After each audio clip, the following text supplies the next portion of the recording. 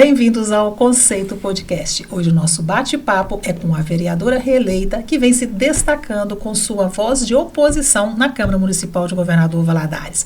Bem-vinda, vereadora Gilsa. Oi, gente. Boa tarde, boa noite, bom dia. Toda hora, né, que alguém assistir esse nosso momento, esse bate-papo gostoso, que eu sei que vai rolar aqui pela energia que já está fluindo. Muito obrigada pelo convite. Eu quis destacar o nome aqui porque o Carlos acabou de corrigir, né?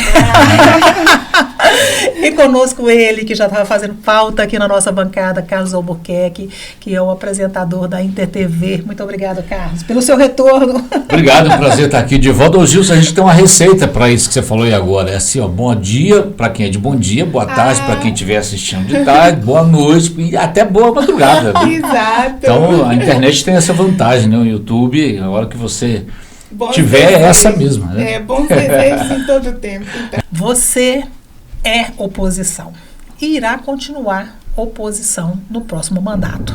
Isso quer dizer que você nunca irá aprovar um projeto da situação? Não, pelo contrário, né? Eu tenho um projeto, uma proposta de representar a cidade. Então, os interesses da cidade, aqueles que atendem às necessidades coletivas, aqueles que garantem direitos, todos esses projetos, eles são assegurados o nosso voto, sim, seja ele vindo do Executivo ou proposição de qualquer outro colega. Isso já aconteceu nesse pleito agora, né, de 2020 até agora. Vários projetos do Executivo, entendendo que era benéfico para a cidade, que era necessário para a administração dar andamento aos seus trabalhos, eu votei, César, nossa bancada do Partido dos Trabalhadores, sendo oposição, a gente votou favorável. Então, não é oposição pela oposição, a negativa pela negativa. É um estudo da pauta que se põe diante de nós. E nós votamos contra, veementemente, quando era a retirada de direitos dos servidores, quando era a entrega do SAI. Então, a gente teve um posicionamento contrário quando era um aumento, como foi agora. Então, assim, a gente teve um posicionamento contrário com coerência, pensando na cidade, pensando numa justiça social. Aí a gente faz um posicionamento com uma leitura técnica, com auxílio dos nossos advogados, mas também com uma leitura política de onde eu venho, que é dos movimentos sociais populares, e que ajuda a gente a pensar a cidade de uma maneira mais coletiva. Aproveitando essa deixa sua de onde você vem, vamos supor que ninguém te conhecesse, você estivesse começando agora a sua campanha eleitoral. Eita. E claro, muita gente que está assistindo a gente agora possivelmente não te conhece, né? Que não é de Governador Valadares. Quem é Gilsa Santos? Se apresente para nós, por favor. De onde você veio e para onde você vai? Bem mineiramente, né? Ocotô, Procovô. É isso, eu sou Gil, sou uma mulher simples, uma mulher preta, gosto de reforçar isso, uma mulher preta periférica, professora. Isso é um conceito que hoje eu venho formulando, né? A mulher que foi se construindo dentro dessa perspectiva. Nasci no Carapina, um bairro periférico aqui de Governador Valadares, mas um bairro onde eu aprendi sobre vários aspectos da solidariedade, aprendi a vivência coletiva, vários mutirões para bater laje. Então, a gente faz a muitas mãos, né? A minha mãe era a mãe dos meus amigos, a mãe dos meus amigos era a mãe da gente, corrigia a gente. Então, dessa maneira coletiva, a gente foi superando os desafios, né? Hoje eu tenho 45 anos, recém-feita agora em setembro. Então, são quase meio século, meu Deus. São quantos irmãos? Eu sei que tem o Balu, que é o fundador do Carnapina. Tem o Gilberto, que é policial militar. Isso. Quem mais? E José Luiz, somos nós 4. 4 irmãos. Isso. Então você já começa sendo a única menina entre os irmãos. Entre os irmãos, é a caçula. Para piorar. Já houve ali no seio familiar alguma coisa? Opa, tem que levantar o dedo? Claro, eu aprendi. Eu não sabia o conceito de feminismo, mas na prática eu já exerci, né? Meus irmãos são mais velhos e minha mãe sempre trabalhou fora, né? Meu pai também. Então ela ensinou, tinha tarefa, tinha escala de serviços domésticos, então eles faziam tudo. Quando eu pego uma certa idade, aí eu tenho que fazer tudo sozinha. Então eu falei, opa, tem um negócio errado. Antes era dividido por 3, agora ficou para uma só. Então ali eu já entendi o posicionamento da mulher, né? Mas também compreendi um movimento interessante, que eles foram trabalhar muito cedo, né? Meus irmãos começam, assim como meus pais, começam a trabalhar muito cedo. Por ser eu a caçula e a única mulher, eu fui privilegiada nesse contexto, porque eu começo a trabalhar mais tarde. Então, eu tive a oportunidade com mais tempo de estudar, né? Então, eu ainda fui mesclando entre revolucionar e compreender também essa lógica de como é construir em família, né, a possibilidade de todos nós crescermos, né? Então eu tinha que dar conta dos afazeres, mesmo sendo eu uma só. Mas não foi sem protesto no início. Dos projetos de leis aprovados até hoje, tem algum da sua autoria? Tem. Olha, nós temos um projeto que eu tenho muito orgulho, que é a Procuradoria da Mulher, né? Ele ficou uns afazeres, né? Porque a pauta de mulheres hoje na sociedade, ela está muito cara, porém ainda nós temos poucos dados em Valadares que possam dar indicadores de como a gente saiu, em que ponto a gente está e como sair desse ponto, né? A gente sabe que existe um número grande de mulheres vítimas de violência.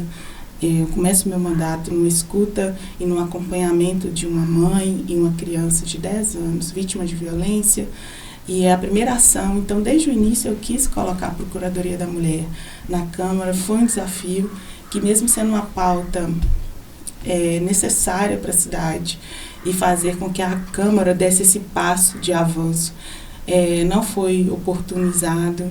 Então, foi um voto contra. Minha primeira tentativa vai para o arquivo. Agora, na segunda, eu tive que fazer várias condicionantes, várias concessões, para que eu conseguisse emplacar a Procuradoria da Mulher. Mesmo assim, a gente não teve o suporte necessário, porque ela precisa de recursos, precisa de funcionários indicados pela presidência, então isso não aconteceu. Ainda não saiu do papel, você quer dizer? Ela existe, não efetivamente, né? Ela existe no papel de fato. Ô Gilsa, eu me lembro que eu acompanhei bem 4 anos atrás, né, quase 4 anos atrás, no início do mandato, eu acompanhei algumas reuniões, algumas sessões, e eu me lembro, você se mostrava um tanto quanto assim, meio que assustada com aquele clima da Câmara, né? O pessoal, né, vinha com força total, qualquer frase que você dissesse, o pessoal já vinha em cima, os homens da Câmara. Eu quero saber como é que foi esse impacto, se isso inicialmente chegou a te assustar mesmo de verdade, ou se era só impressão da gente, e como que você conseguiu aos poucos assimilar isso, superar isso e aprender, como que você foi aprendendo a conviver num clima que inicialmente parecia hostil? Inicialmente e finalmente. Também segue hostil. Continua? Segue hostil. Mas hoje eu aprendi a lidar primeiro com as minhas emoções, né? Entendendo como eu poderia não deixar o impacto da forma de falar que era agressiva, violenta de fato. Porque a violência não é só física, né? Às vezes a maneira de falar com a gente, ela já deprecia, ela quer diminuir ou desqualifica ou interrompe e fala aquilo que a gente acabou de dizer como se fosse uma grande novidade. Então tudo isso é violência com a nossa existência no espaço público, né? Então, a violência de gênero, ela tem base nessas diversas violências que acontecem com as mulheres, de modo geral. Mas no espaço público, ela vai até a via, né, da tentativa, das falas, né, pesadas que outras colegas tiveram de violência contra a própria vida, né? Fábio Marielle, por exemplo, que acabou agora elucidado, né? Então, assim, aqui na Câmara, eu senti que esse novo que a gente falava aqui nos bastidores, a necessidade de novos quadros, de novo pensamento, ele veio incomodando. Então, talvez eu parecesse a pessoa mais assustada pela quantidade de homens que se levantavam de maneira agressiva, mas eu penso que eles estavam muito mais assustados com o novo, porque eu chego no primeiro dia de reunião, primeira reunião, eu fui desafiada a subir na tribuna, não vai falar, a oposição não chega aqui, fica calada, então... Nesse tom? Nesse tom, meio piadinha, aí não vai falar e tal, porque ali uma coisa é dita no microfone, a outra é ali nos bastidores, né? Então, por fim, eu me levantei e fui falar. E falei que não seria oposição se o executivo respeitasse o direito dos servidores públicos. Não seria oposição se a cidade fosse bem cuidada, as periferias tivessem um aparato de políticas públicas que a gente espera para abarcar as diferenças, as desigualdades, né? Aplacar isso. E que eu não seria oposição se a gente tivesse uma relação, né? Não cordial, mas uma relação respeitosa. Então, republicana. Exato. Eu vou demarcando os territórios e dizendo que a condicionante para não ser oposição era justamente ter o direito assegurado, ter uma vida digna, né? Então, é o que todo mundo sonha, se é o que todo mundo deseja, né? O executivo só iria mandar projetos nesse formato, então não precisava de oposição, então não seria. Mas eu fiz esse discurso demarcando território e falo que eu sou uma mulher preta, periférica, moradora do Carapina, levo o Carapina no meu discurso sempre que eu posso, porque eu tenho muito orgulho de ter saído originado da minha comunidade. Acho que a minha comunidade é uma resistência na cidade, é um dos primeiros bairros, é um bairro que sustenta a cultura, ela é vívida na comunidade, né? Tem os operários da cidade, moravam e moram ainda no Carapina, então a gente tem gente do Carapina distribuída em todas as áreas da cidade. E na região central nós estamos ocupando vários espaços. E eu queria mostrar para os meninos da minha comunidade que é importante a gente sonhar e batalhar para alcançar lugares que a gente não imaginava possível. E isso vira uma piada, né? Você acha que seu bairro é periferia? Você acha que é a única periférica que está aqui? Você ouvia isso dentro da Câmara? Várias vezes, ainda ouço. E não vem ninguém em sua defesa? Porque geralmente sempre tem um homem, né, que tenha mais consenso. Infelizmente. Nem o César? Uma vez ele tentou. É meu amigo, viu, César? Um abraço para você. Mas ele não tinha ele me falou várias vezes, não tem esse perfil, acha aquilo muito hostil. E isso o incomodava, mas ele não tinha essa força. E essa força eu mesma fui buscando, né? Até porque eu pensava assim, gente, esse pessoal tem que me respeitar. Eles têm que respeitar as minhas ideias. Ele tem que respeitar a minha voz, porque minha voz foi escolhida por mais de 1.000 pessoas nessa cidade.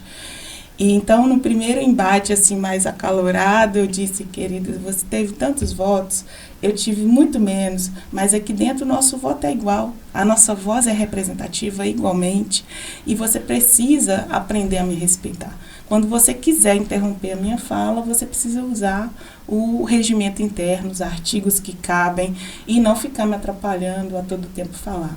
Então, assim, nós fizemos um balanço, porque eu participei de alguns eventos de violência política contra a mulher, e vi que eu fui uma mulher que sofri violência por 4 anos na Câmara Municipal. Nesse aspecto, eu fui interrompida. Nós fizemos uma leitura das reuniões da Câmara, só até nos 2 primeiros anos, mais de 600 vezes a minha fala é interrompida. E eu falo só na hora das discussões de projetos, né? Então, nas discussões de projetos, você tem a sua fala assegurada. Ninguém pode te interromper. Ele pode pedir um artigo e usar na hora que ele tem, na hora dele falar, ele pode dizer o que ele quiser relacionado a você, mas não pode te interromper. E isso não me foi assegurado. às vezes exigia da presidência, mas às vezes era a própria presidência que estava cometendo esses atropelos, né, atravessando a minha fala, me interrompendo, me tirando direito. Eles falam um tal de galego, né, davam uns galegos, que é uma pernada na gente, né, até conhecer o regimento e os artigos, então falava assim, quero falar pelo regimento tal. Os mais experientes, eu corria lá no regimento e abria o número e falava, mas espera aí, isso aqui não tem nada a ver com o que ele está dizendo, né? Então, são variadas as formas de tentar silenciar. Isso eu senti bastante, várias formas de tentar silenciar a minha voz. Às vezes era até no cansaço, né? Eu fazia um argumento, você tem direito a uma segunda discussão, primeira e segunda discussão. E eles eram muitos, então, às vezes eu levantava no primeiro momento, vinham 5, argumentavam, depois que eu tinha a segunda voz, vinham mais 5, então era para desgastar a fala, distorcer a fala, porque sabiam que eu não ia ter réplica, né? Eu não ia ter direito mais a falar. Então, o que ficaria de mensagem final era o que eles tinham dito. A última palavra, né? A última palavra. E tem uma curiosidade que antes a TV cobria, né, as reuniões. A gente passou por um período de pandemia, não tinha câmera aberta, então a gente ficava sozinhos, né, as reuniões. E às vezes a TV ia sempre nas primeiras reuniões do mês. E precisamos voltar aí. Precisa muito, é muito importante para a cidade, eu acho muito importante pegar os projetos, sabe? E às vezes o que eu percebia? Eles ficaram meio incomodados com a TV lá, porque a TV conversava com a situação e com a oposição. E eu sempre era oposição. Como manda o bom jornalismo. Exatamente, fazendo direitinho. Então, assim, eles iam, às vezes era um, às vezes era outro, mas a oposição era eu sempre, né? Que tinha esse posicionamento, que tive coragem de me colocar diante de alguns desafios que eu achei que em Valadares foram acontecendo e atropelando. Nesses últimos 4 anos, nós perdemos muitas coisas em Valadares. A Sônia falou sobre se ninguém te perguntou, né? Ninguém te defendia. Agora você vai ter...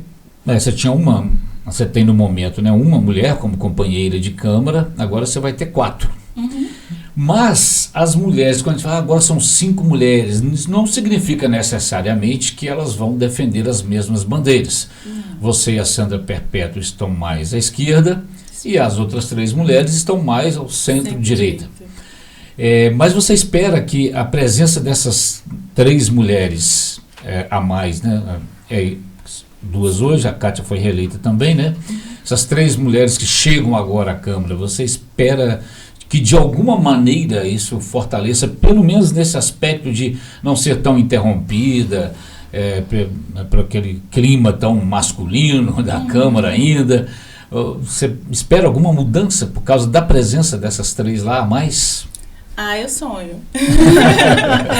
Eu sonho com isso, desejo isso, e ao longo da caminhada, o tempo todo eu falava, gente, a gente precisa manter um mandato de uma mulher na Câmara, mas nós também precisamos aumentar o número de mulheres. Se não for votar em mim, escolha outra mulher, por favor. Eu fiz campanha o tempo todo assim, porque achei importante garantir que nós estivéssemos lá, né? Nós mulheres temos uma forma, apesar de a sociedade já ter colocado uma ideia de que a gente rivaliza, mas de fato a gente pensa, ainda que a gente esteja em polos diferentes, a gente consegue pensar de uma maneira tão generalizada, assim, ampla, que a gente abarca a outra independente do polo que a gente está. Então, eu entendo que nós vamos conseguir ter pautas conjuntas, até porque no primeiro ato, que foi a entrevista da coletiva, nós estivemos juntas e a gente já falou... A reportagem da TV. Isso, sim, que vocês fizeram, né? Então, assim, a Luciana que nos entrevistou, então foi um clima muito gostoso. Nós já sinalizamos para a construção de um bloco, de uma frente de mulheres. A gente já tem um grupo de WhatsApp nosso, de pensar políticas públicas para as mulheres. Ainda que a gente esteja em polos diferentes. Haverão pautas que nós vamos votar diferente. haverão e pautas que nos unificam, que passam pelas nossas vidas, que perpassam pelas vidas das mulheres da cidade, nós estaremos juntas. Então, eu já entendi, assim, acho que a Kátia, ela, diferente de mim, né, ela ficou um primeiro mandato mais quietinha, também porque não vem de um meio como eu, né, num bate-papo que a gente teve. Ela não vem de movimentos sociais, ela vem de uma outra conjuntura. E eu já venho de movimentos sociais, de pegar microfone, sou professora, grevista. Então já venho aí do meu jeitinho. Tem oratória, né? Isso, olha, ela vai ter uma parceira agora, porque a Sandra Perpétua não é quietinha, sim, né? Não. Ela promete fazer barulho, né? Não, e eu faço barulho, mas eu sou mansinha assim, né? Eu faço barulho do meu jeito, eu vou incomodando do meu jeito. A Sandra não, a Sandra já chega do jeitão dela. Chegando. Eu sou jeitinho, ela é jeitão, né? Você falou das emissoras, né, que não tem se feito presente. E o portal Transparência? Nossa Senhora, isso é uma discussão difícil, né? Nós agora temos 3 projetos de transparência que estão aguardando vir para a pauta, para a ordem de votação. Projetos seus? Projetos meus, que solicitei, tanto para o Executivo quanto para a Câmara, para a gente dar segurança para a cidade, conhecer, né, não só salário, mas todo o ordenamento público, como é que é conduzido isso, né? Então, a gente tem uma dificuldade de fazer. Eu penso que a cidade precisa ser mais participativa nessa pauta. Eu acho que as pessoas precisam cobrar mais esse processo que é muito caro, né? Era para ter todas as nossas diárias de viagem, por exemplo, expostas, porque é um gasto público, é recurso público. Então, quando a gente não vai a passeio, né? A gente vai a trabalho. Então, deveria estar lá no portal, falando onde a gente foi, onde a gente esteve. Interesses da sociedade, mas interesse de quê? Para quê, né? Eu acho que é importante a gente dizer. Fui para uma capacitação. Até quando você perguntou dos projetos, tem outro projeto que eu sou fã, porque unifica a minha profissão, professora, né? Sou historiadora, com a Câmara, com o Serviço Público, que é o Parlamento Jovem, que é um projeto da Assembleia de Minas Gerais, com as câmaras municipais, e faz com que a gente envolva os jovens do ensino médio nesse contexto de entender a política, o mundo da política, para além das eleições. Então, cada ano tem um tema escolhido pelos próprios jovens. Consegui fazer no ano passado, que foi Jovens e Mercado de Trabalho. Esse ano foi Juventude e Melhorias no Ensino. Então, assim, temas que as escolas do Estado conseguiram. Nós desenvolvemos mais de 20 escolas no total, nos 2 anos, né? Para que elas conseguissem desenvolver trabalhos com os jovens. A gente levou o jovem para a Assembleia, que representou Valadares numa das 77 cadeiras da Assembleia. Então, assim, é produzir um novo fazer política, um novo enxergar a política. Então, é um projeto que eu acho que é significativo. Eu trouxe o parlamento foi também uma luta. Nas primeiras tentativas não consegui, mas nos 2 últimos anos foi uma conquista, né? E hoje a gente tem feito um movimento para que ele aconteça, de fato, na Câmara, com recursos empregados da Câmara. Falava da forma de transparência, né? É a pergunta da Sônia. Uhum. Isso. E aí isso não vai para a sociedade como algo que, por exemplo, o parlamento aconteceu porque o mandato acampou nessa pauta. Então, eu, às vezes, fiz acontecer com os próprios recursos, com parceiros, com a universidade, não porque a Câmara investiu. Então, assim, está gastando com uma coisa que não é tão pertinente e não gasta com um projeto que vai beneficiar futuramente a ideia e o conceito de política na cidade. Então, assim, dá para a gente acompanhar como o nosso recurso público ele é destinado, onde ele é aplicado. Para mim, é de extrema importância para todas as esferas, esteja nele quaisquer seja a bandeira que estiver. Eu acho que é importante essa ferramenta de acompanhamento popular. Ô Gilcia, olhando para os 1.313 votos que você obteve agora em 6 de outubro, você consegue visualizar camada por camada dos seus eleitores, quem são eles, quem são elas que votaram em você?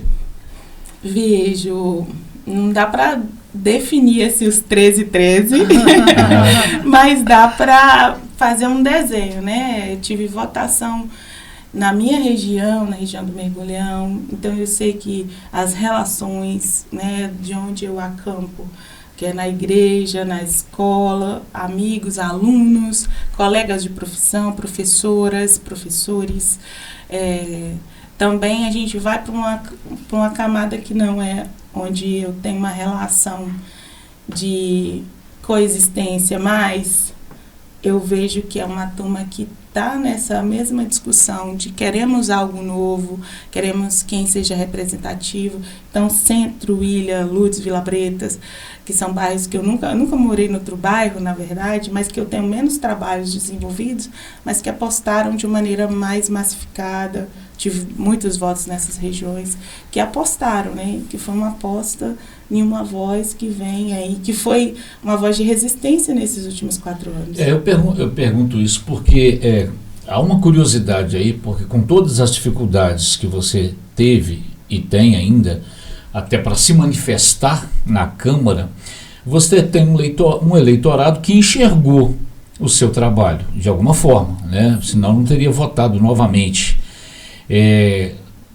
Como que eles conseguiram enxergar? Foi um trabalho seu de comunicação, de mostrar o que você estava propondo, o seu dia a dia, de mostrar suas próprias dificuldades lá dentro? Como é que você acha que você conseguiu chegar a esse pessoal para eles apostarem em você novamente? Nossa, eu nem falo que foi tanta comunicação, porque o campo da esquerda ela tem uma dificuldade de comunicar, né? Não é a nossa frente de mais apelo, assim, acho que a gente não é tão bom nisso como outros campos. Mas eu penso que quando eu entro, eu fiz um discurso na comunidade, na rua, que era um pé na Câmara e um pé na comunidade. Então, eu mantive isso nos 4 anos. Eu vim para a campanha extremamente cansada, porque foram 3 anos em que eu, sem descanso, de sábado, domingo, feriado, estava nas atividades que eram necessárias. Continuei na minha comunidade, sou do Ministério de Música, então na igreja eu estava lá atuando. Se era nos movimentos sociais populares, se era no movimento grevista de professores, eu estava lá atuando.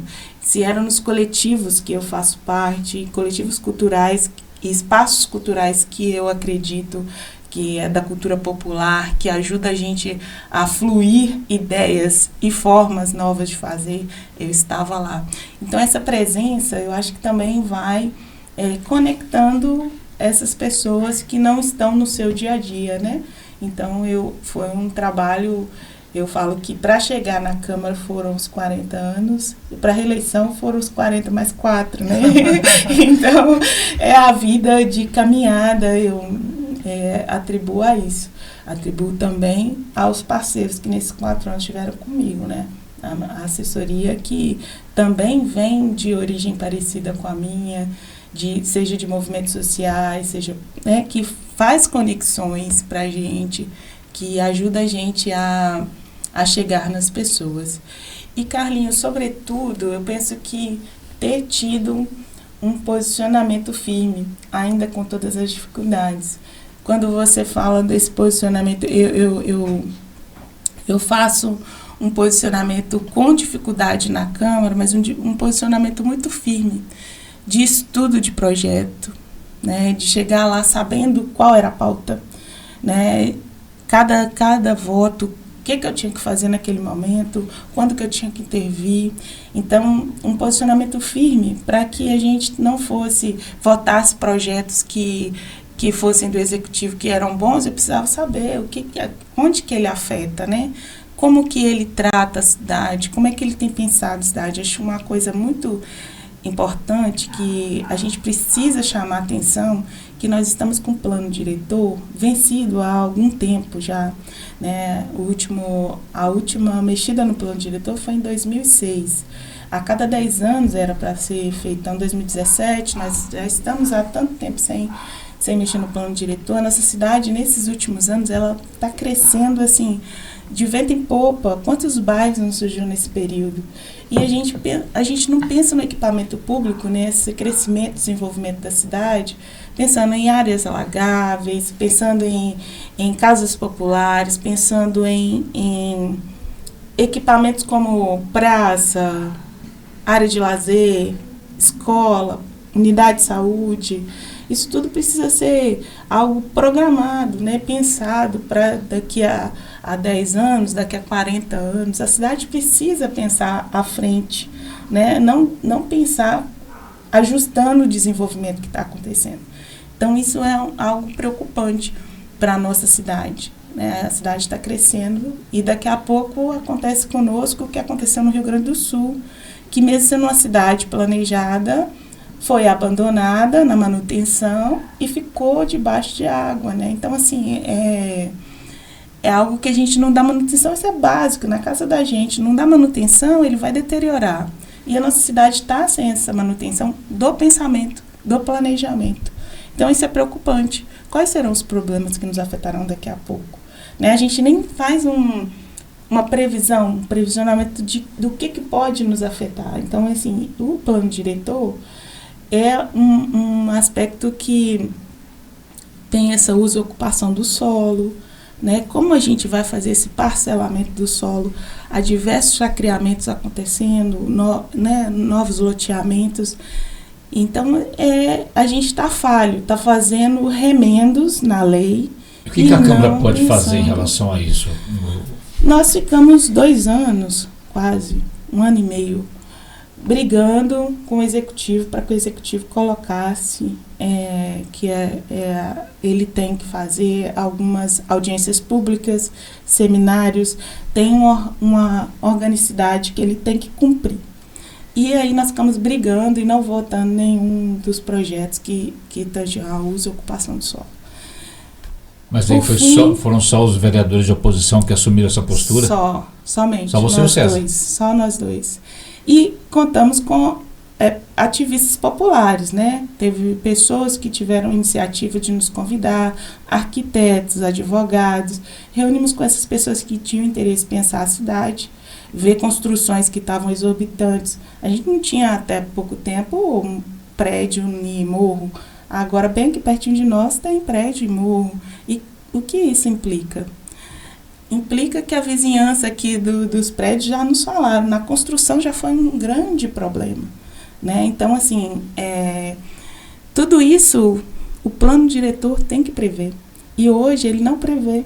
Então, fazendo um Frankenstein, né? Construindo novas leis, emendas que não sanaram o problema. Então, hoje... Eu falo demais, né? É porque veio outra ideia à cabeça, mas deixa você terminar. Mas é porque quando você me pergunta o que a gente fez, depois a gente conseguiu, junto a esses ativistas, que houvesse a votação, a eleição do conselho, que era obrigatório, um conselho para a constituição do plano diretor. Esse conselho foi eleito, e inclusive tem um representante que é da Câmara, que é da situação, que é da base do governo, que estava ali para fazer esse meandro entre Câmara e sociedade. Porém, houve 2 reuniões e acabou. Então, assim, é isso que a gente fica preocupado na cidade, né? A população precisa saber disso, precisa cobrar isso, que é de veras importante. Enquanto você estava falando dos prédios, Sônia, me veio à cabeça a questão da açucareira, porque...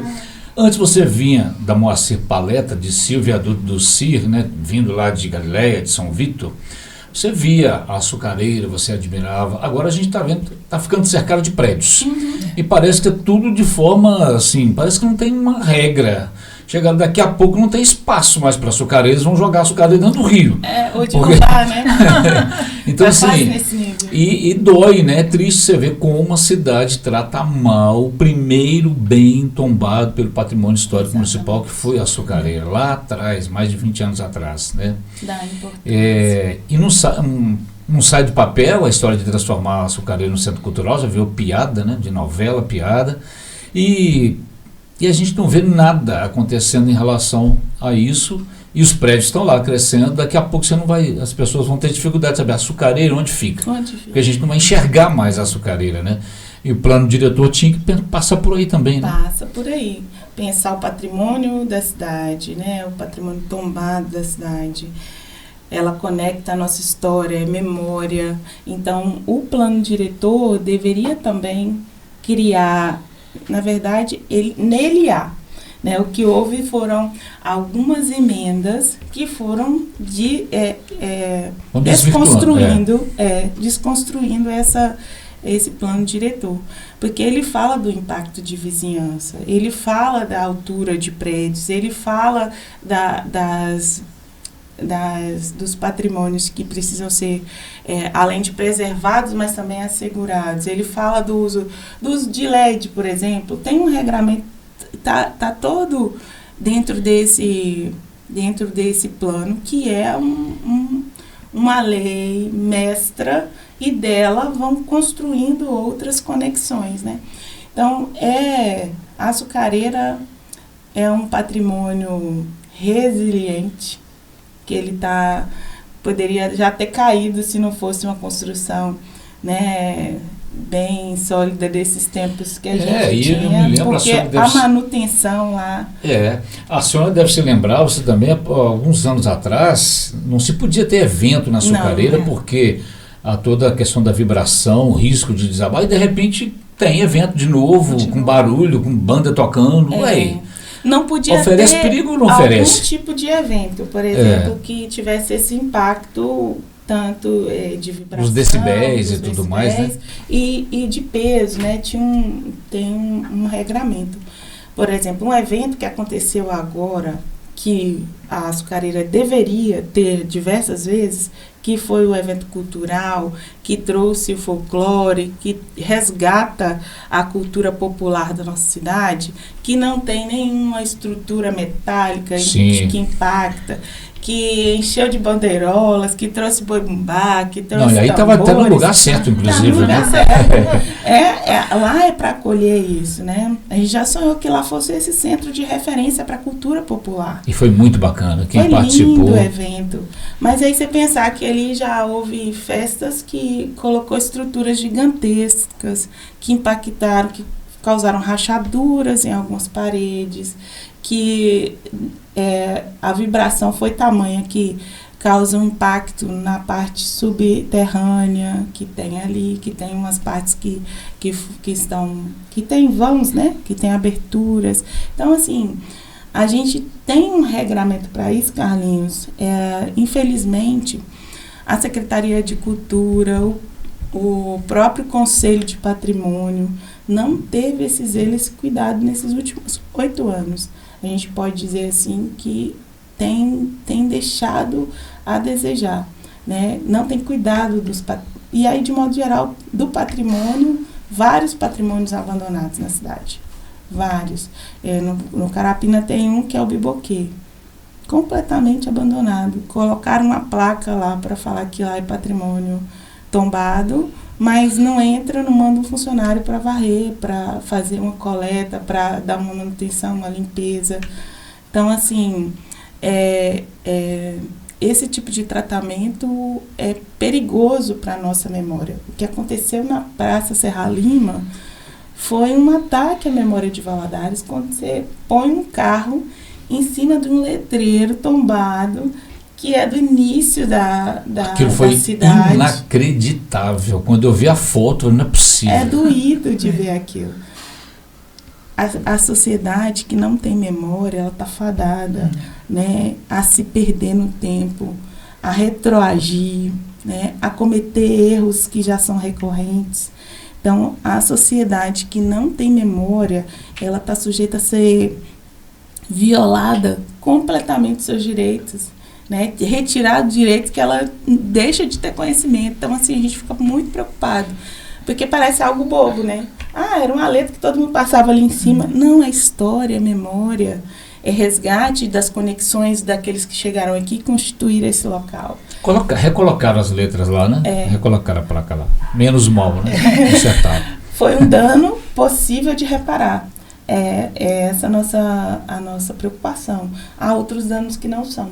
Né? Então, a gente tem que ter esse cuidado e repetir isso várias vezes, porque esse foi um que pode reparar em outros. Vereadora, quando você fala da falta de comunicação, da oposição, né, nos meios de comunicação, principalmente, né, que a gente percebe que talvez casos como estes, se vocês levassem hoje para as redes sociais, talvez tivesse uma adesão maior, tá? Porque muita coisas passa despercebida aos nossos olhos, né, Carlos? Sim. E outras coisas, você vira e fala assim, mas podiam estar lá na Câmara Municipal no dia de uma votação. A gente entende isso, mas a gente acaba elegendo a vocês para que faça este papel para com a gente. Então, você não acha que talvez falta vocês usar o benefício que você tem da rede social hoje, que você abrange toda a cidade e falar com a população tudo que está acontecendo? Falta dos dois pontos. Falta da gente, porque acho que algumas inabilidades, né? Eu vou falar para vocês, eu já comecei falando, então, nervoso com câmera. Eu pego o microfone e falo com a multidão, mas tenho nervoso com câmera. Então, assim, ainda bem que aqui não tem câmera. A gente está num bate-papo aqui, gostoso. Eu nem estou olhando para lá. Então, assim, nessa construção identitária, e comigo, né, particularmente, eu penso que, falando da esquerda, desse campo que eu venho, mas progressista, que pensa a sociedade de uma forma mais popular, igualitária, a gente não acessa muito os meios de comunicação em massa. Então, até as relações, elas precisam de um tempo para se estabelecer. Hoje, eu tenho um acesso a alguns meios de comunicação, que a gente consegue mandar um release, informar alguma coisa, mas isso também é uma construção, né? Isso também é um patrimônio que a gente vai adquirindo no correr. Tem pessoas ainda na cidade que não conhecem o meu rosto como vereadora, né? Às vezes até me conhecem, que é muito comum, que as pessoas não são tão atentas ao meio político, né? E é muito comum isso, você é vereadora. E eu ainda ouço isso, terminando o mandato, né? É muito... A nossa rede também não dá conta. Dentro disso, né? que a senhora te perguntou e que você está respondendo, você esteve semana passada, né, naquele encontro de eleitos e eleitas da Soleste, e a deputada Andréa de Jesus, né, do mesmo partido seu, do PT, e eu fiquei prestando atenção que Andréa de Jesus, ela tem um assessor que ele fica do lado dela o tempo todo, ela piscou o olho, ele tira foto. Eu fiquei reparando, rapaz, mas que coisa interessante. Ela foi lá pro palco e ele se posicionava lá, subia na cadeira e ficava olhando, mesmo quando ele baixava a câmera, colocava a câmera no colo e ficava olhando para ela assim. Se ela fizesse algum movimento, ele já puxava a câmera. Então, será que a Andréa já percebeu isso que a Sônia falou agora há pouco? Tipo assim, eu tenho que estar em tudo quanto é lugar com a minha rede social. Aí eu fui lá, acessei a rede social dela, vi que ela é deputada estadual, afinal, né? Que ela tem muitos seguidores e tal, que ela vai colocando tudo lá, das atividades das quais ela participa. Então, não sei, você acha que... Você conversou com ela a respeito disso? Inclusive ela se propôs a nos ajudar nessa... Aí, ó, é que a Sônia estava no caminho certo. Nessa luta. Ela tem... Esse menino dela é tão maravilhoso. Eu falo assim, gente, antes de conhecê-la pessoalmente, eu falo, André, eu pensava que você era grandona, né? Porque ele dá uma sensação de grandeza, assim, de tamanho, né? Ela é miudinha, pequenininha. Aquele menino é filho dela? Não. Não, é assessor mesmo. É assessor, é quilombola também, né? E o menino se especializou na comunicação, na fotografia, e tem feito um trabalho lindo, né? Uma estética linda, apresenta a imagem dela com muita força. Ela também, apesar do tamanho, é uma menina gigante, né? É uma mulher forte, resistente, uma história linda que ela faz, né? Ela era doméstica e de doméstica a deputada, né? Assim, passando por uma... doméstica de empregada doméstica mesmo, doméstica, ela faz questão de dizer, né? Empregada doméstica, era o trabalho dela. Aí cursa direito, vira deputada, então tem uma história que impulsiona a gente, né? Quando tive a oportunidade, ela veio para o PT nesse mandato, ela era do PSOL, começa pelo PSOL, e a gente tem visto essa crescente dela, que é um processo também, que a gente teve, né? Quando nos conhecemos, conversamos sobre isso. E ela tem ofertado a nós, mulheres pretas, sobretudo, essa orientação de como crescer a nossa rede, de como atuar com a questão da imagem, né? E isso comunica. Hoje a minha rede ainda é pequenininha, eu não tenho 5.000 ainda, né, no Instagram. Então, na dimensão hoje dessa dinâmica de popularidade ou de chegar às pessoas, a minha rede ainda é bem pequena. Acabei crescendo muito organicamente, né? Não houve um impulsionamento para isso. E aí ela já está desenhando isso para gente. Olha como a gente pode fazer você alcançar outros lugares, furar um pouquinho essa bolha. Porque quando a gente usa a nossa rede, a gente acaba falando para os nossos, né? As pessoas que gostam da gente, que já tem aquele apelo, que já nos seguem. Então a nossa rede não ultrapassa uma certa linha. Usando uma expressão muito usual ultimamente, né, que é pregando para convertidos. Exatamente. Na maioria das vezes. Porque a gente costuma seguir aquilo que a gente gosta ou que nos toca de alguma maneira, né? Normalmente a gente não segue aquilo que nos... Até deveria, porque é um exercício, né? Aquilo que nos provoca. Outros sentimentos, outras reflexões. Falando em provocar, antes da gente começar aqui, a senhora estava te perguntando sobre a eleição da mesa da Câmara. Uma mulher da oposição, que sofreu muito esses 4 anos da oposição, é convidada a participar dos acordos, das conversas para a próxima eleição ou nem se lembraram da Gilson ainda? Não, aí que a gente entende que a gente é grande e forte. Já vieram atrás de você. Aí que a gente entende. Porque não só nessa que vai começar agora, porque já há costuras e conversas, diálogo. Eu herdo, né, do Partido dos Trabalhadores, é uma coisa que eu acho muito bacana. Desde que eu entrei, os que agora estão eleitos, né, que estão vereadores, falaram assim, não, o PT sempre foi ponta firme. Quando ele decide que vai votar, ele não volta atrás. E a gente tem uma estrutura de executiva partidária que orienta, que aconselha, que acompanha o processo, né? Então, a gente também tem uma orientação externa que ajuda a gente a pensar prós e contras e a se posicionar, sem perder a nossa essência, né? Daquilo que a gente acredita, daquilo que a gente luta. Então, no primeiro momento, a gente já foi procurado já com essa perspectiva. Não, se o PT estiver com a gente ganha. Né? E na reeleição da presidência também foi a mesma coisa. E o mais engraçado é que... Tipo assim, eu sou tão bom que eu convenci até o PT a votar em mim. É mais ou menos isso? Pode ser por aí, Carlinhos. Eu acho que é por aí. E confiante naquilo que a gente se propõe, né? Porque a gente dá a palavra e após da palavra a gente tem esse perfil de seguir com a palavra. Pode ser uma das 5 mulheres? A presidência da Câmara pode cair para uma delas, não? Um acordo que fizemos já de pronto, as mulheres, é que tem que ter mulher na mesa diretora. Na diretoria tem que ter pelo menos uma. Na mesa diretora. Aí as mulheres, vocês já começaram juntas, então, assim. Sim. Olha que interessante, hein? Mulheres juntas é imbatíveis. É transformação, né? O mundo é mundo.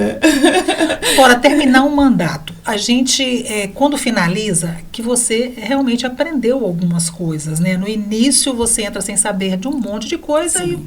E no final você diz, não, eu podia ter feito isso. Em relação às ações que o prefeito e o administrativo fez, houve uma fiscalização da sua parte? Houve fiscalização, muito empenho. Houve acesso ao Ministério Público, houve denúncia federal, estadual. Eu acho que a dificuldade que a gente tem de implementar isso não é só a falta da denúncia, é essa denúncia se fazer para a sociedade de uma maneira importante. Então, hoje, que eu aprendi que não basta só ir lá e protocolar e denunciar. a gente precisa acionar outros mecanismos, que aí a comunicação nos ajuda muito, né? Teve embates, enfrentamentos, porém, nós temos uma cidade também que está nesse lugar de concentrar o poder num lado só. Isso é perigosíssimo, né? Porque aí você tem uma cidade que deixou de investigar, por exemplo. Nós temos um caso de remédios encontrados fora da cidade e que o andamento não prossegue. Então, isso é uma coisa perigosa, porque envolve vários atores públicos que não tocaram ou não concluíram, não deram parecer para a cidade, e o mandato está terminando. Isso foi no início do mandato, né? E houveram denúncias várias, tanto a imprensa noticiou, e segredos de justiça, e a gente não tem, a cidade não tem uma resposta. A cidade ficar sem resposta pra gente, é vergonhoso. É a amostra da falha do sistema. É um sistema que está engessado ou ele está colapsado.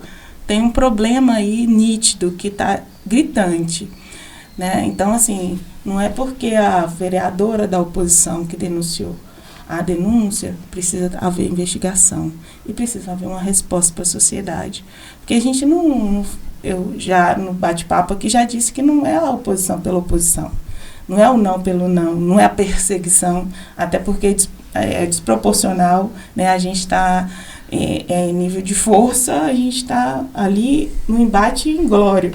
Mas... nem como você perseguir alguém. Não, se eu seguir, não perseguir, não tem como. Né? Então, assim, apontando o problema, dando indicadores, indicativos de problema. E falta um aparato que faça com que outras instituições também atuem com qualidade. Isso é algo que foi marcante. Voltando ao papel, a questão da mulher, que isso me intriga bastante. Eu estava pensando aqui, Iracy de Matos, foram 2 mandatos, né? Foi. Depois, acho que ela nem se candidatou na última, não, né? Mas... A Cida Pereira também falou que não quer saber mais de se candidatar. E olha que a Cida Pereira, quando a última vez que ela foi vereadora, ela tinha uma reeleição considerada por muitos como tranquila. Sim. Ela poderia, as pesquisas mostravam que ela seria muito bem votada, mas ela não quis. Nós falamos agora há pouco também, antes de começarmos aqui a conversar, a Dilene Dileu também disse que não quer mais saber do Legislativo. Será que essas mulheres, de alguma forma, passaram pelo que você passou e perderam a vontade de lutar para se fazerem ouvir pelo fato de serem... Você enxerga alguma coisa desse tipo nessa desistência delas? Carlinhos, que eu ouvi na Câmara, teve dias de muitas tensões, em que alguns funcionários vêm assim para acalmar a gente, né, para ajudar a gente a encontrar esse equilíbrio, ver que a gente ficou um pouco emocionada.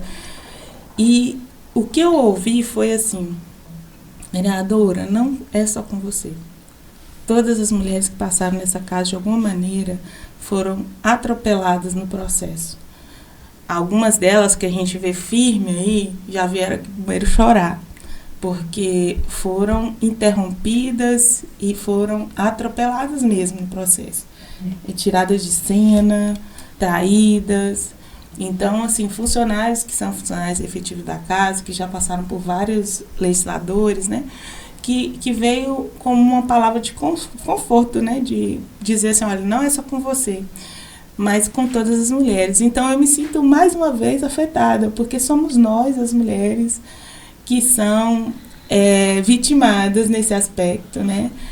Com uma violência mesmo. A violência política intrínseca nas entranhas lá da Câmara. Então, ela está posta como natural.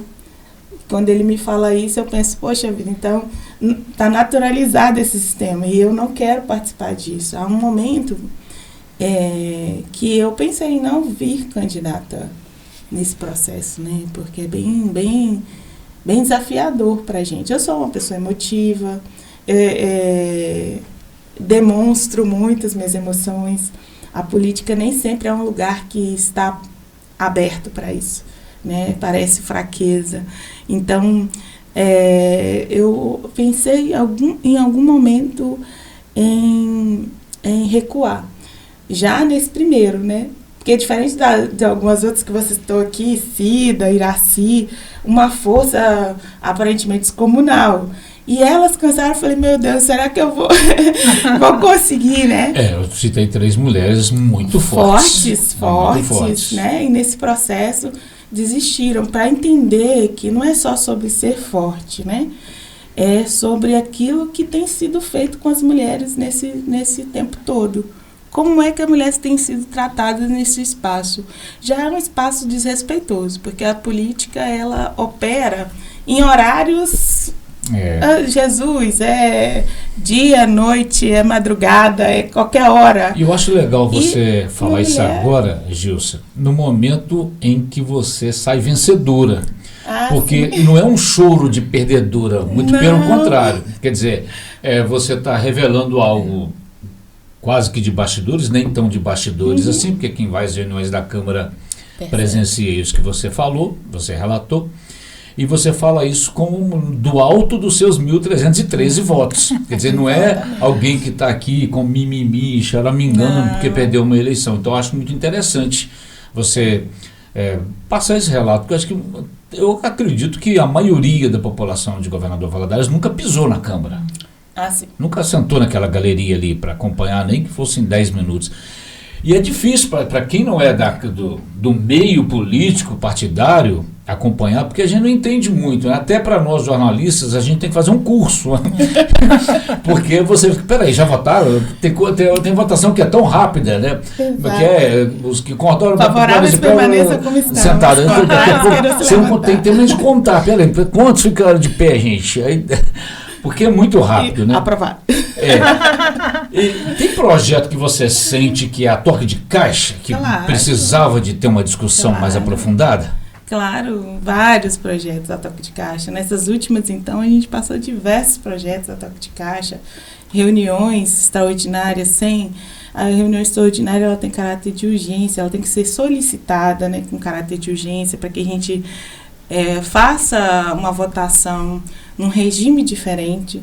E às vezes não havia o pedido de urgência do executivo, mas havia a necessidade de urgência da pauta. E a pauta era uma pauta que precisava passar urgente para a sociedade não participar.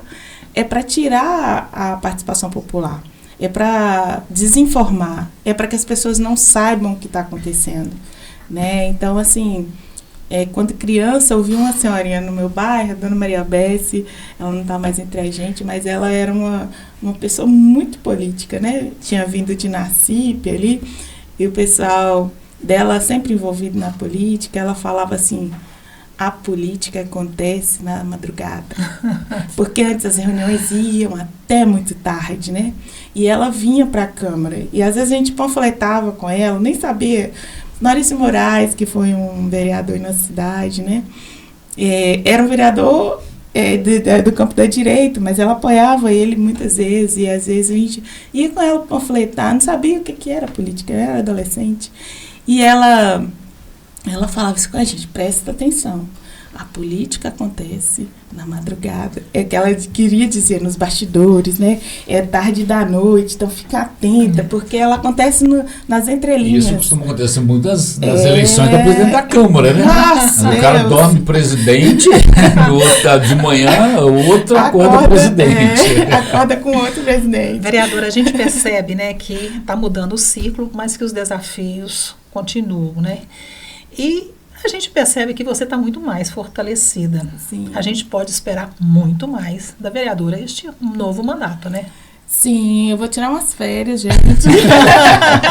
Porque ainda não parei, né? Terminou as eleições, eu voltei. Eu sou professora recém-chegada no cargo, estou no processo probatório, então eu voltei para a sala de aula, sigo no processo legislativo, que a gente ainda está no período, né, das reuniões e trabalhos.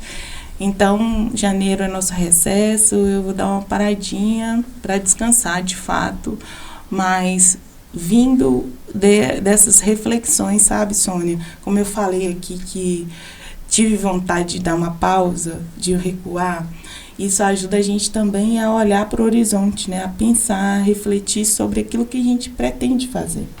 Então, eu me proponho na vida a errar novos erros, né? Não ficar repetindo os mesmos erros. Então, tudo aquilo que eu aprendi nesse processo desses 4 anos, eu acredito que vou acertar nesse aspecto. E me dá permissão para errar novos erros, né? Possíveis. A gente vai tentar não errar, mas se errar, que seja coisas novas, né? Que dá experiência, que ainda não passou pelo nosso crivo, pela nossa estrutura de mandato, que a gente ainda não teve a experiência de vivenciar. Com certeza vai ter uma mandatária, uma vereadora mais conhecendo melhor o regimento interno, já agora já deve saber de cor e salteado. Um pouquinho, né? Básico. É muito detalhe, né? E há muita mudança, né? É. Ainda houve, nesse pleito, houve muita mudança no regimento interno, mas aquilo que é do cotidiano das reuniões, a gente já tem aqui na cabeça os artigos. Você acha possível, Gilson, mesmo que não seja você que encabeça esse movimento, pelo fato de estar na oposição, mas quem sabe também possa acontecer, de reabrirem a tribuna para que o cidadão comum do povo possa ir lá se manifestar, porque eu achei um episódio muito triste da Câmara, o fato de restringir o uso da tribuna. Você acha que isso é possível? Sim, com certeza é possível. Né, a gente estava conversando, eu e o César, de apresentar agora, ou se a gente deixa para apresentar depois, mas já conversando com outros vereadores que foram reeleitos e eleitos, a possibilidade da aprovação da tribuna, sendo que a nossa cidade é uma cidade polo, referência, e quase do lugar todas do povo, o povo não pode falar, que história é essa? Quase todas as câmaras aqui ao nosso redor têm tribuna, Valadares não tem, e foi retirada nessa gestão, como para mim é uma assinatura, que não quer a voz do povo, a participação popular. Porque a tribuna, ela não era assim, Carlinhos, hoje eu vou lá falar.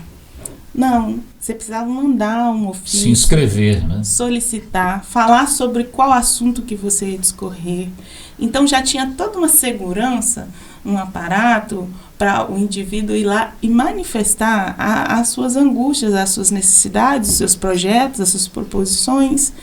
Então, nesse aspecto, foi um cala-boca para a sociedade. E é triste, é uma marca na história vergonhosa para a nossa legislatura. Eu fico envergonhada porque, como você disse, né, lá tem uma frase total, todo poder emana do povo, né, que é a frase que está na Constituição, porém lá não está assegurado. A tribuna tem o nome de um jornalista, a tribuna Edson Galberto. Quer dizer, não se pode subir lá, assim, livremente. Né? Ele, como comunicador, como dono de emissora, com certeza não ia gostar que uma tribuna com o nome dele, né, não pudesse ter a voz da população. Eu vejo como vocês jornalistas tratam a população, ouvindo e muitas vezes fazendo um papel de pôr um amplificador, né, na voz, pôr luz no problema. Eu tenho acompanhado e vejo isso, né, que é um papel que a gente faz também com os nossos mandatos, com a nossa fala. Mas jamais tirar do povo o direito de falar, porque nós só o representamos. E é temporário, né? Eu não sou vereadora, eu estou vereadora. Fui reeleita e vou passar mais 4 anos. Né? Então, assim, é um estado que é passageiro e que todos do município, adequadamente dentro da lei eleitoral, pode entrar, pleitear e ocupar esse lugar. Então, é inadmissível que a população que nos delega um direito de representá-la, direito e dever, ela não possa falar. Porque ela não nos deu a outorga de falar por ela. A gente tem que falar com ela, daquilo que ela está manifestando. Afinal, a gente representa. Se a gente representa, a gente está falando de alguns anseios que não são nossos, diretamente nossos. Então, isso deveria ser tratado com mais zelo, né? O povo foi silenciado no instrumento político possível, legal, que existe em várias esferas do poder público, e a nossa Câmara, uma cidade grande como a nossa, uma cidade de referência, vergonhosamente silencia a população. Então, eu penso que é possível voltar, porque é uma lei simples de retomar. O que fica nessa marca... É regimento interno? É regimento interno. É resolução. Né? O projeto de resolução já garante que a tribuna retome o seu lugar, que a gente possa ver a cara do povo lá. Qual foi a sua maior conquista até agora? Nossa, eu acho tão difícil.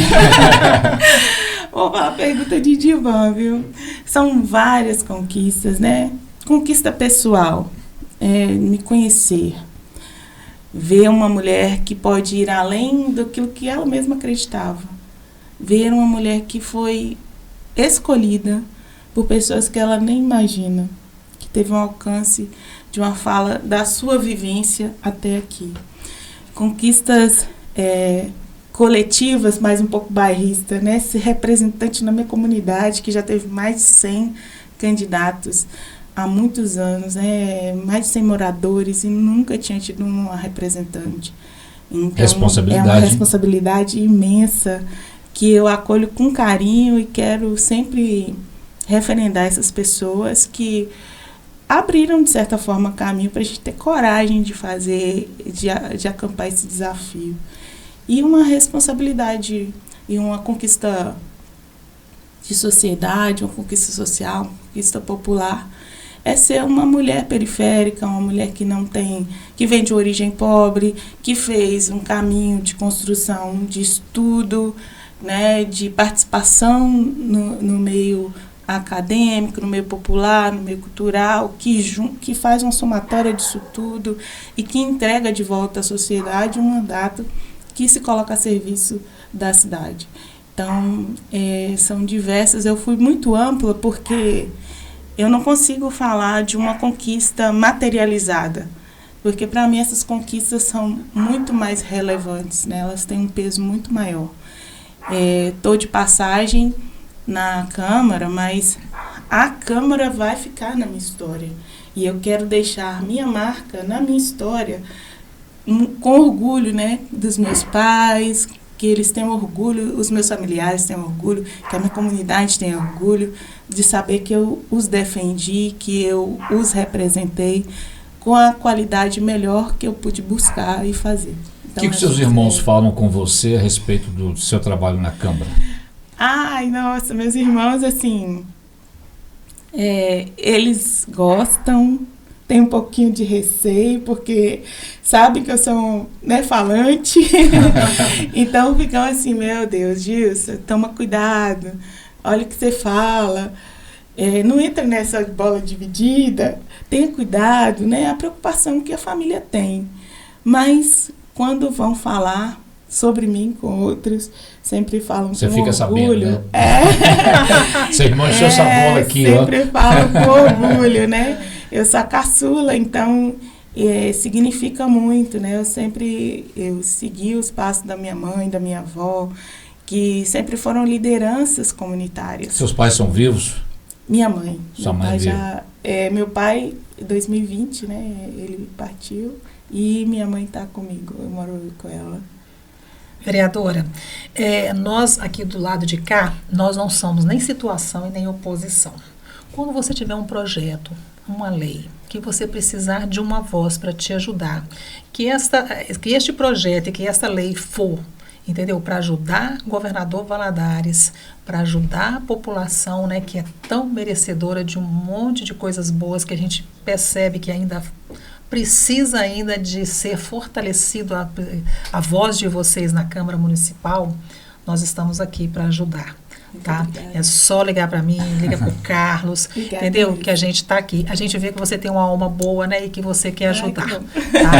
Então, a gente se coloca à disposição, tá? Qualquer projeto que você achar que você precisa de uma força, nós estaremos aqui. Nossa, fico muito honrada. Tá. Muito obrigada. Isso é uma das coisas que eu quero melhorar. É a comunicação. Não é promessa de campanha, já passou. Mas é uma coisa que eu quero melhorar, acessar mais a imprensa valadarense, a imprensa alternativa, aqueles que consolidam, né, diálogos a diversos públicos, que pode ampliar essa voz que a gente tem feito lá na Câmara. Não só de oposição, mas de desejo de uma cidade melhor. Eu amo Valadares. Valadares é a minha cidade de nascimento, né? É a minha cidade que aquele prazer que todo mundo sente quando vê Ibituruna, quando está voltando de viagem, né? Então, assim, sentir-se em casa. Essa é a minha casa, eu quero que a minha casa seja uma casa acolhedora, uma casa possível para todos, né? Não é fazendo, mas num equilíbrio. As nossas periferias precisam de cuidado, o centro da cidade precisa de uma mobilidade, os bairros, né, melhores ocupados precisam da manutenção da estrutura, que estão já, né, que já são melhores divididos, que já tem um planejamento, manutenção, a limpeza. Eu quero uma cidade que inspira e aspira a educação, que faz a cultura ser um espaço também educador. Eu sonho com essa cidade possível, ela não é cara, ela é uma cidade que faz com as pessoas, ouvindo e respondendo adequadamente, né? Então é uma cidade fácil de fazer e boa de se viver. Então, com certeza. Obrigada pela sua participação, vereadora. Muito obrigada. Carlos, mais uma vez, obrigado por ter retornado. Desejar um segundo mandato. Obrigado. O segundo mandato muito bom que a gente deseja para a vereadora, né? E agora mais experiente, né? Com a Sandra lá perpétua, com mais 3 mulheres. A gente quer ouvir muitas vozes femininas nessa Câmara, né, Sônia? Isso. E são mulheres fortes. Eu estou muito feliz com essa chegada. Foi um encontro muito bacana, eu acho que uma energia fluiu boa, então acredito que virão coisas boas desse quinteto. Quinteto fantástico. Boa sorte. Obrigada. Conceito Podcast, se inscreva em nosso canal.